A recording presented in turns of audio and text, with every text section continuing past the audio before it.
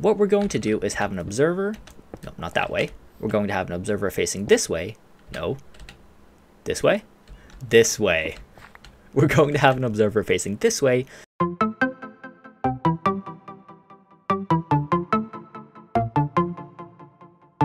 Hey there everybody, this is Tiger Eye Gaming and welcome back to episode 9 of my Minecraft Hardcore Let's Play.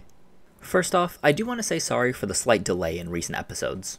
I actually went on vacation last week, and I'm going on vacation again next week, so between the actual traveling, the vacation, all the planning for next week, it has taken up a lot of my time. And even in the free time that I have had, honestly, as of late, I haven't been feeling quite as motivated to play Minecraft. I've been playing some other games, I've been doing a little bit of reading, and I've also been watching stuff on Netflix and Disney+, like What If and Squid Game on Netflix. Definitely recommend both those shows. Squid Game is very interesting. I'm only a few episodes in so far, but it seems like a really cool premise and I'm enjoying it.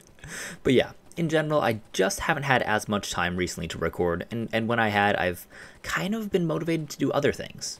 However, there is still quite a bit that I want to accomplish in this world before 1.18 comes out. So right now, I'm feeling ready, I'm feeling motivated, and I'm ready and raring to go.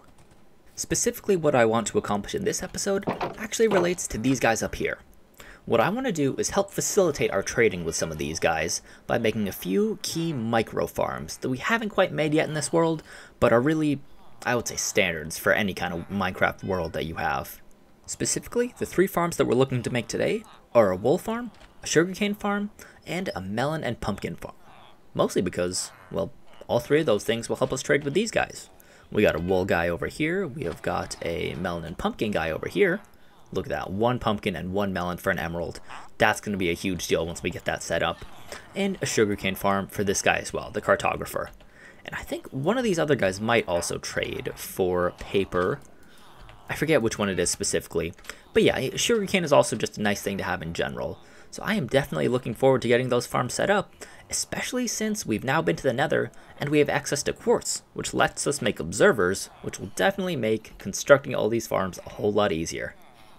So with all that said, I think it might be time to head on back to the house.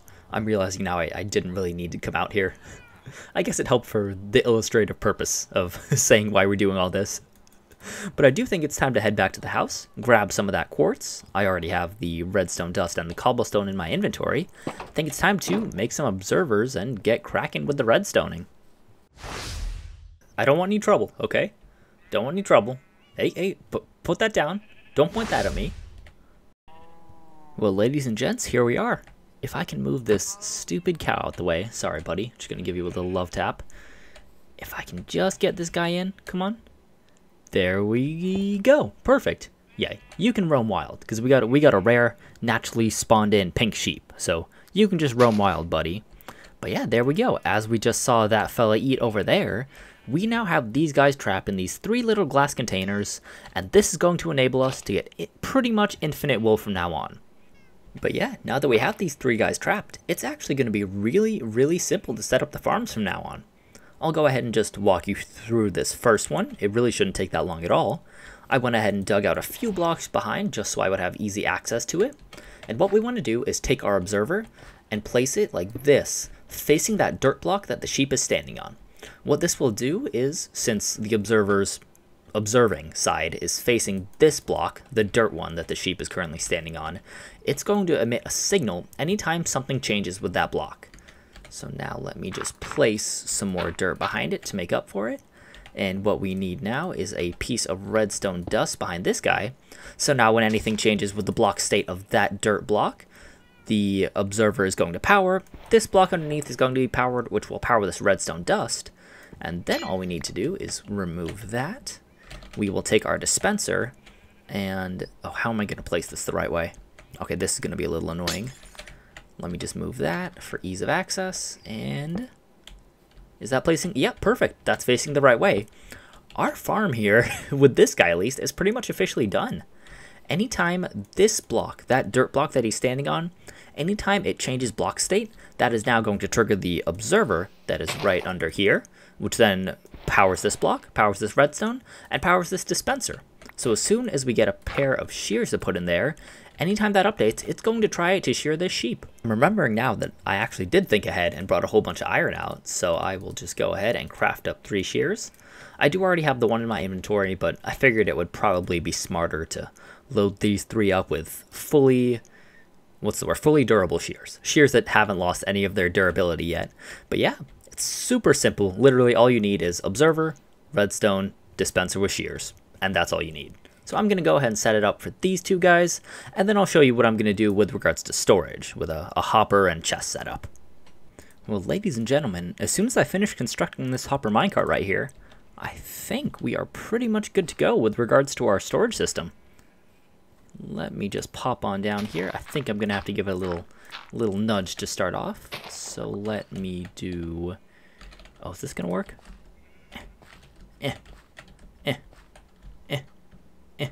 Okay. Alright, hold on.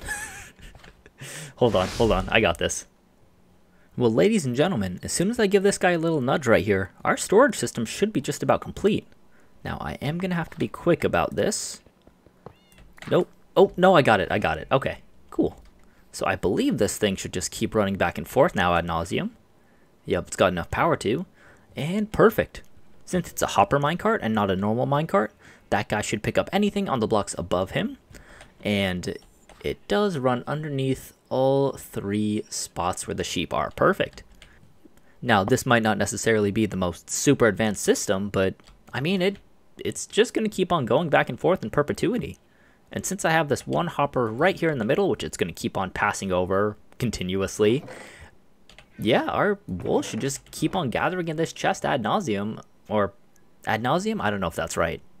Ad infinitum? You know? Wool should just keep on gathering it in this chest, basically. And we are going to have a whole lot of it to trade with our guy up there. And speaking of our guy up there, since he actually has 2 separate wool trades, I think it might be a good idea to go ahead and turn this ink sac into some black ink. And I think we're going to go ahead and dye one of these guys. I feel like this is a good ratio, having 2 guys who just produce straight up white wool, and then we can have this middle guy. Oh, this might not work. Okay, I might have to wait a little while for this, but I am going to dye this middle guy black. So that way we get, 2 times, well, we get 66% of this farm's output is going to be white wool, but we also get 33% black wool. So we can trade both of them with our shepherd up there. Well, I just spent about 15 minutes or so, if even that. It's basically been about 1 Minecraft day in the village over there, doing a bit more trading, trying to level up, things like that. Let's see how much we've got so far. Look at that, 22 white wool, 14 black wool. That is not bad at all. Not bad at all for like 15 minutes worth of work. This thing, over time, as we spend more time in the village, loading this area up, this is definitely going to produce a whole lot of wool for us, which will lead to a whole lot of emeralds. So, yeah, I am very satisfied with this. Oh, okay, that's a view. Micro farm number 1, complete. And with that, I think it's about time to start up our second farm of the day. And that second farm is going to be a sugarcane farm. That's right, another one that's pretty simple and easy to set up, but that I haven't formally done so yet. I do have quite a few spots where I've just sugarcane along the banks of a river, like right here. I don't think you can see it, it's covered up by that hill. But yeah, I think it's about time to set up a formal, automated sugarcane farm where I don't have to go harvest it all the time, and some of the sugarcane falls into the river and all that. I think it's about time to automate that. So if we look at my inventory, it's going to be pretty similar to the wool farm with our sheep. We're going to use observers and pistons in order to collect the sugarcane. Now, as you can hopefully tell by my handy dandy little setup here, we're going to be using the same old design that I feel like most people use in their Minecraft worlds to automate sugarcane farms. We're just going to have a whole line of sugarcane here, as represented by the torches. And actually, there we go, that needs to go out 1 more block, doesn't it? And perfect, yeah, so we have water all along this line right here, and we will have sugarcane every spot where you see a torch, and it looks like I missed the end on both sides. There we go. And we have pistons here to break off the second height of sugarcane. You know, they start here at this bottom block, then when they grow 2 tall, they will be at this height. When they go 3 tall, they will be at this height, right there above the piston. And these pistons will break the sugarcane once it reaches a height of 3. You'll see how that works in just a second. One additional note is also that I basically just built it on the opposite side of the path from our wool farm. Originally, I was going to do it a little bit more up there, but I saw this area was pretty flat, and I thought it would make good sense in terms of symmetry. You know, having it across the path kind of from our wolf farm. So from this point on, it's actually pretty simple. Oh, hello. I've already done most of the work in terms of making this farm complete. All I need to do now is add observers up here along that line. And let me just double check. Yep, the observer face is facing this way, which is good because that will pick up when things change in this block right here, right in front of it. And so let's go ahead and finish that up for this whole line, making sure I don't get snuck up on by any creepers. Although I do have my cat along with me, thankfully, so he'll hopefully be preventing any baddies from getting too close to me. Oops. There we go. And yeah, this sugarcane farm, at least from a practical standpoint, is mostly complete.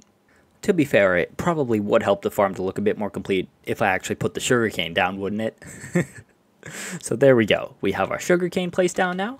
And now the really only thing to do remaining regarding the farm actually working as it's intended to, you know, regarding the farm actually functioning, is to place that redstone there. Because now, if I go and pick up a bit more sugarcane, just hold on one second. Because now, as we see, if I place a third block of sugarcane here, and this guy grows to be 3 tall, so this observer observes it, that will then trigger all these pistons to fire, thereby breaking any sugarcane that has grown to 2 blocks tall or higher. And the way that works is, as soon as any of these observers are triggered, like this one for our example we just did, that triggers this entire redstone line. So all those pistons push out, all of them break any sugarcane that's at 2 blocks or higher, and therefore we get back to this right here. All the sugarcane is 1 block high, and it has a chance to grow up again. This way, you shouldn't miss out on any sugarcane. You won't have to wait on any being 3 blocks tall while you're waiting for others to grow to trigger any system. You'll just see this thing keep on growing, and really, you should never have any sugarcane that are stuck at 3 blocks tall for more than like a second, you know, before this thing triggers. Beyond that, really, the only things to do remaining at this point are just build up a little bit of a glass wall in front of the sugarcane here, because as is usually the case with pistons, this can sometimes lead the sugarcane to go flying. So for the most part, we do want to hoard it into this specific little area, and I am short on glass, so I will have to make a run back for that. But yeah, once I get that glass and finish up covering this little area up, so the sugarcane only drops within this 3 block tall area where the sugarcane itself is growing, I think we're just going to do the same kind of collection mechanism that we did with our wool farm. Ooh, which we just saw in action, perfect. But yeah, I think we're just going to have a storage, or a hopper minecart, excuse me. We're just going to have a hopper minecart rolling underneath and collecting. Once again, with this hopper minecart being placed down, that should pretty much complete our farm. So let's go ahead and push that along, place a dirt block back here, and voila. Oh, I'm just realizing I forgot to put a hopper to actually collect the stuff from that minecart. I'll do that next. But yeah, other than that, this farm is complete. Look at that, it's very easy. All we needed to do was place that little glass shell around it. That way, any of the sugarcane that was broken by these pistons would stay inside this 3 block area, which would then fall down and be picked up by the storage minecart. So yeah, I think we're looking pretty good. This thing, just like our wool farm, should now work in perpetuity, and we'll just be getting sugarcane passively. So I will go ahead and I'll go ahead and set up a little collection system here where I can actually pick up the sugarcane, and then once I show you that, we will move on to our third farm.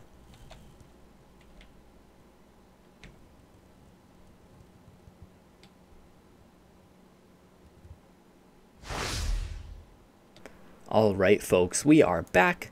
It's a couple days later.